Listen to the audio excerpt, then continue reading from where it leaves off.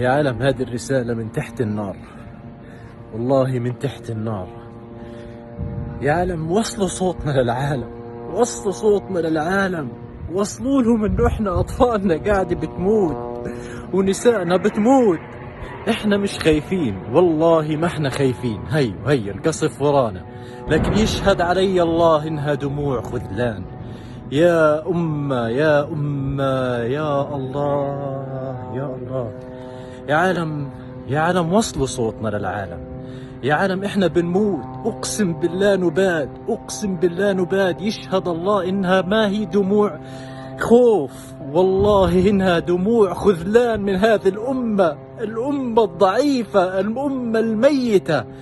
حسبنا الله ونعم الوكيل، حسبنا الله ونعم الوكيل عليكم.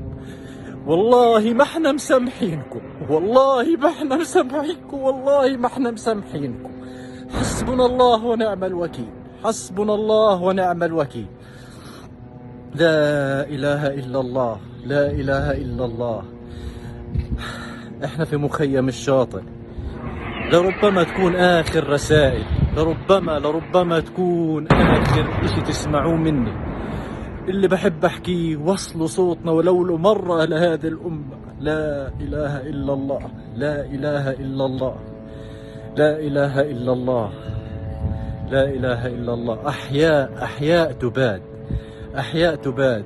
ليل نهار هذا حالنا، ليل نهار هذا حالنا. عائلات بأكملها تحت الإنقاذ، أطفال، رجال، نساء، كل ما تتخيل كله تحت الخطر. ما في منطقة آمنة في غزة. اللي بيحكي لك غير هذا الكلام بيكون بيصبر فيك وبيكذب عليك. أما إحنا بحالنا في غزة هو هذا اللي أنتوا قاعدين بتسمعوه بتشوفوه. وحسبنا الله ونعم الوكيل على هذه الأمة الضعيفة. حسبنا الله.